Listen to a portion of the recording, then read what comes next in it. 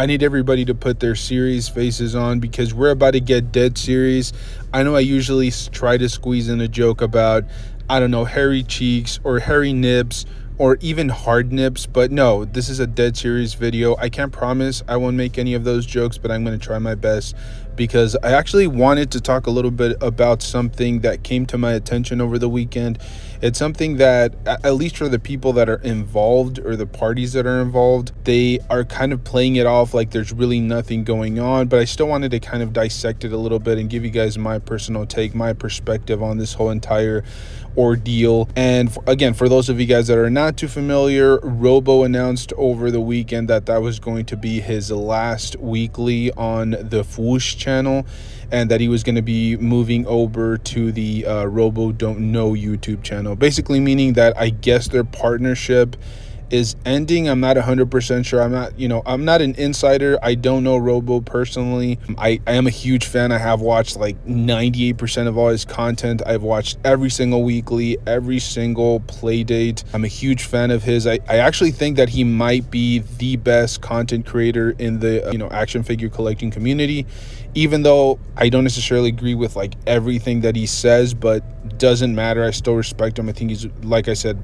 maybe the best content creator on the platform for action figure collectors. Now, he did not go into too much detail, but basically in the video he mentions that he just didn't want to do anything so structured. He wanted to just jump online, do some live streams, interact with the community, and the Fwoosh channel just kind of had a different direction that they wanted to take the content in.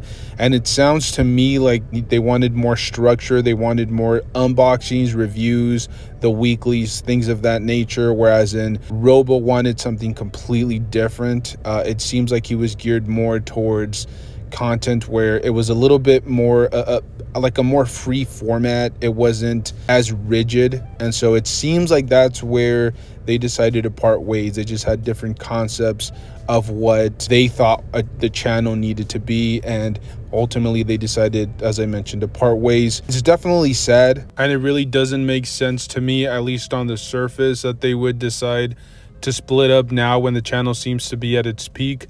But I'll be brutally honest with you guys, I actually think that Robo might have made a really good decision here, primarily because it seems that he just doesn't enjoy the monotony of, like these set up, very strict videos. We saw that a lot with like his unboxing reviews and the weeklies. They just don't seem to make him, or they don't seem to get him as excited for the hobby as much as, for example, the play dates, where he really gets to flesh out who he really is and really get to showcase his knowledge on the action figures. And I think that's one of the bigger issues that maybe the Fwoosh channel had. I'm not 100% sure. And it seems like the weeklies and the reviews seem to have a more consistent audience, whereas in maybe the other side projects that Robo wanted to try out weren't as consistent. Some of them might not get as many views, or the videos weren't as long, so you couldn't squeeze as many ads as you possibly could into them. In my personal humble opinion, I really did enjoy the play dates and like Tales from the Tubes videos much more than I did the reviews or the unboxings. I've said this before, but I'll say it again. They're just not as interesting to me personally.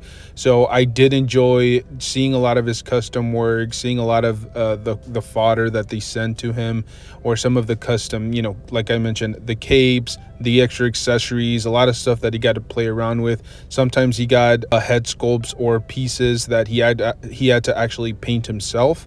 And I just find that way more intriguing than just unboxing figures and talking about the same nonsense over and over, talking about ab articulation and butterfly joints and all this random nonsense that only action figure enthusiasts understand. All in all, I do feel like the Fwoosh might have made a huge mistake here with how they handled the entire Robo situation.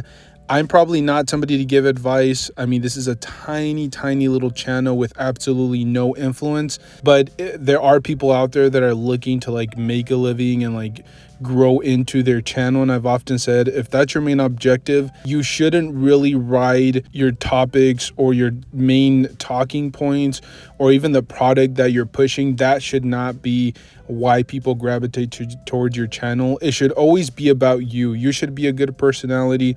People should want to come listen to you regardless of whatever nonsense is coming out of your mouth. People should want to come to you because you have a good personality, because you're humble, because people actually like your content and like you as an individual. And I think Fwoosh had that. They had an individual with a fantastic sense of self-awareness. He was down to earth. He was just a great person to watch and listen. Rambling on about action figures, I think they had perfectly captured the hobby with Robo. And unfortunately, now it seems that they've kind of banked everything on their channel rather than their personalities, rather than their talent. And I think that's a huge mistake, because I think they really had something special with Robo here, who, as I've said, I really think that people are going to follow now on Robo Don't Know. Not to say that people are going to go away from the Fwoosh. I mean, I'll give you guys my personal example.